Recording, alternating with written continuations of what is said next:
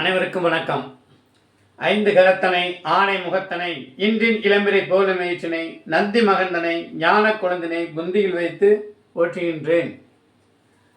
குரு பிரம்மா, குரு விஷ்ணு, குரு தேவா மகேஸ்வரா, குரு சாஷாத் பரபிரம்மா தஸ்மே ஸ்ரீ குருவே நமோ நமக. குருவடி சரணம். இதுவரை யாரெல்லாம் குருவாக இருந்தார்களோ அவர்களின் பொற்பாதம் தொட்டு வணங்கி இன்னைக்கு ஒரு ஜோதிட பதிவு. அன்றைக்கி நம்ம ஷார்ட் வீடியோவில் போட்டது தான். ஒரு கடக சிம்ம லக்னங்களுக்கு சனி 7 திக்பலம் வாங்கி அமரக்கூடாது. அப்படி அமரும்போது கடுமையான கெடுபலங்களை தன்னோட தசையில் செய்வார். அப்போ 7 சனி அமரும்போது 3ஆம் பார்வையாக தகப்பனாரையும் 10ஆம் பார்வையாக தாயாரையும் 7ஆம் பார்வையாக லக்னத்தையும் அதாவது ஜாதகரையும் கெடுப்பார். சனி கேந்திரங்களில் ஆட்சி உச்சம் பெறும்போது சசயோகம் என்ற அமைப்பையும் பெறுவார். பொதுவாக கடக சிம்ம லக்னங்களுக்கு சனி சசயோக அமைப்பை பெறக்கூடாது. அப்படி அவர் பெறும்போது குரு சுக்கிர தொடர்புலையோ அல்லது வக்ரமோ அல்லது கேதுவோடு இணைந்து சூட்சும வலுவோ பெற்றிருக்க வேண்டும். நேரடியாக அவர் 7ஆம் பாவகத்தில் ஆட்சியாகி திக்பலமும் பெற்று எந்த ஒரு சுபத்துவமும் இல்லாத பட்சத்தில் அவரோட தசையில் கடக சிம்ம லக்னங்களுக்கு ரொம்ப கடுமையான பலன்களை செய்வார். அப்போ 4ஆம் பாவகம் சந்திரனும் பாதிக்கப்பட்டிருந்துச்சுன்னா தாயாரை கெடுத்து அல்லது தசாபுத்தியின் அடிப்படையில் நோய் நொடியோ அல்லது உயிராபத்தையோ கொடுப்பார். அதே மாதிரி 9ஆம் பாவகம் பாவகாதிபதி அப்படின்ற அமைப்பில் தகப்பனாருக்கு எந்த அளவுக்கு பாதிப்புகள் இருக்கும் அப்படின்ற மாதிரி ஒரு அமைப்பில் கொடுப்பார். 9ஆம் பாவகம் பாவகாதிபதி வலுத்துருச்சுன்னா மன உளைச்சலையாவது கொடுக்காம இந்த சனி போக மாட்டார். கர்ண கடூரமான பலன்களை இந்த கடக சிம்ம லக்னங்களுக்கு செய்வார். இப்போ பொதுவாக இப்போ பிறக்கிற குழந்தைகளுக்குலாம் அந்த அமைப்புகள் வரும்.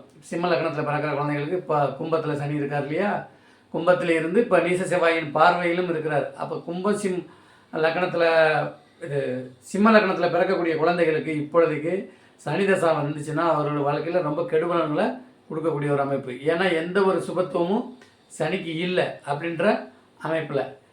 அதே மாதிரி அவர் 7ஆம் இடத்துல இருக்கும்போது திருமண அமைப்புலையும் கெடுப்பார். ஆணாக இருந்தாலும் சரி பெண்களாக இருந்தாலும் சரி.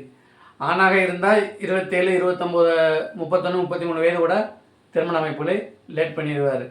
அப்போ பெண்ணாக இருந்துச்சுனாலும் ஒரு 27, 29 வரைக்கும் கொண்டுகிட்டு வந்துடுவார். அவரோட தசை நடப்பில் இருந்துச்சுன்னா இன்னும் லேட்டு பண்ண கூட அவருக்கான வாய்ப்புகள் அதிகம். அப்போ இதற்கெல்லாம் விதிவிலக்கு என்ன அப்படின்னா, ஒரு ஜாதகத்தில் 7ஆம் பாவகத்தில் சனி பாவத்துவமாக நேரடி வலு பெற்றுச்சுன்னா குறைபாடு ஏதேனும் உள்ளவர்களைத்தான் நாம் தேர்ந்து செய்யணும். ஒன்று ஏற்கனவே திருமணமாகி டிவோர்ஸ் ஆனவங்களோ, இல்லை கணவனை இழந்தவங்களோ, இல்லை மனைவியை இழந்தவங்களோ, ஆண் பெண் ரெண்டோட அமைப்புமே பார்த்துக்கிறணும்.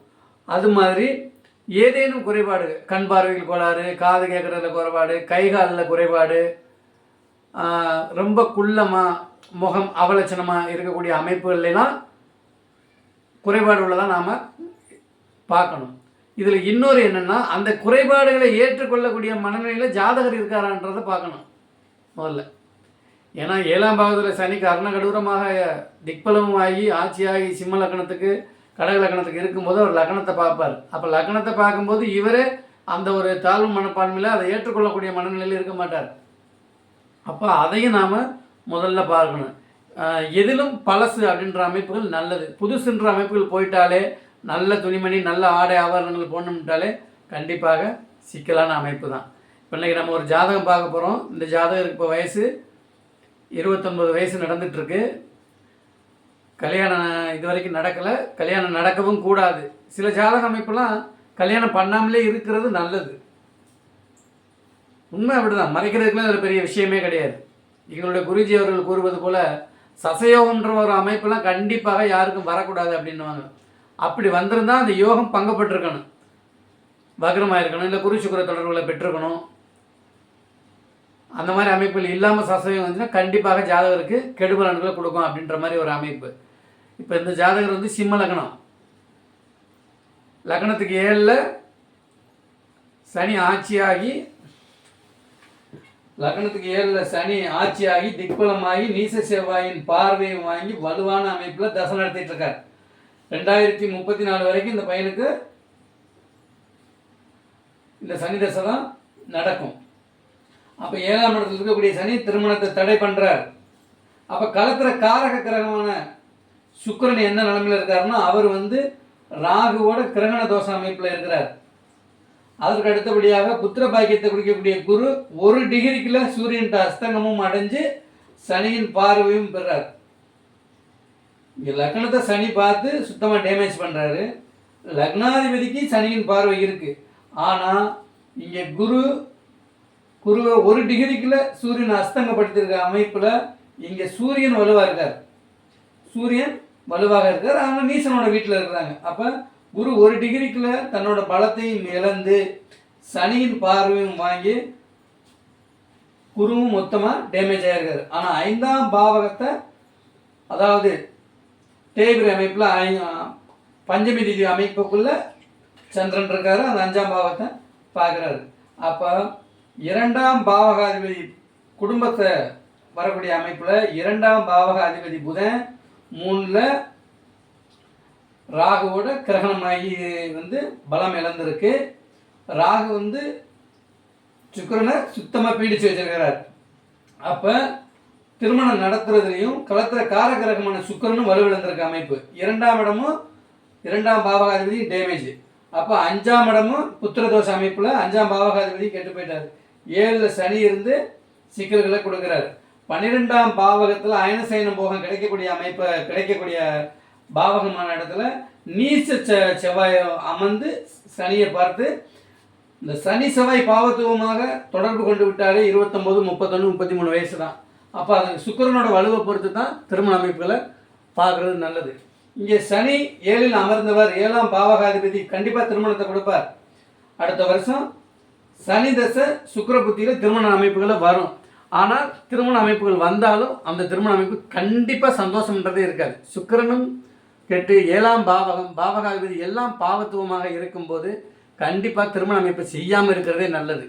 ஏண்டா இந்த திருமணத்தை செஞ்சோம்னு யோசிக்க வைக்குமே தவிர இதில் கொஞ்சமும் துளியளவும் சந்தோஷத்தை கொடுக்காது. அதற்கு அடுத்தபடியாக சனி சூரியனை பார்க்கக்கூடிய அமைப்பில் உடல்லையும் அணுக்களில் பிரச்சனையை கொடுக்கும். அப்போ இதுவும் ஒரு வகை சிக்கலை கொடுக்கும். அதற்கு அடுத்தபடியாக தாம்பத்தியத்திற்கு முக்கிய கிரகமான சுக்கிரனு ராகுவோட இணைஞ்சு இருக்கிற அமைப்பில் ஜாதகருக்கு சுக்கிலமும் குறைவாக இருக்கும். அப்போ கல்யாணம் பண்ணினாலும் குழந்தை அமைப்புகளுக்காக மருத்துவரை போய் பார்த்து நிறைய ரெஸ்க் எடுக்கக்கூடிய அமைப்பு. அப்போ இந்த சனி தசை முடிய வரைக்கும் இந்த ஜாதகரை வாட்டி வரைக்கும் இந்த சசயோக அமைப்பும் 7ல் திக்பலமாக இருக்கிற சனியும் இந்த சிம்ம லக்னத்துக்கு. அப்போ அதற்கு அடுத்து வரக்கூடிய தசைகளாவது நல்லா இருக்குமா அப்படின்னு பார்த்தோம்னா அதுவும் இல்லை. புதன் லக்னத்துக்கு 3ல் நட்பு வீட்டில் இருந்தாலும் ராகுவோடு இணைஞ்சு செவ்வாயின் நீச செவ்வாயின் பார்வையும் வாங்கி நல்ல அமைப்பில் இல்லை. அடுத்தடுத்து வரக்கூடிய தசைகளும் பாவத்துவ தசைகளாக இருக்கிறதுனால இந்த மாதிரி அமைப்பில் உள்ள ஜாதகர்கள்லாம் திருமணம் பண்ணாமல் இருந்துக்கிறது நல்லது. அப்படி திருமணம் பண்ணினாலும் ஏதேனும் குறைபாடு உள்ளவர்களை திருமணம் செய்வது நல்லது. அந்த குறைபாடுகளை நாம் ஏற்றுக்கொள்ளக்கூடிய மனநிலையில் இருந்தால் மட்டுமே நல்லது.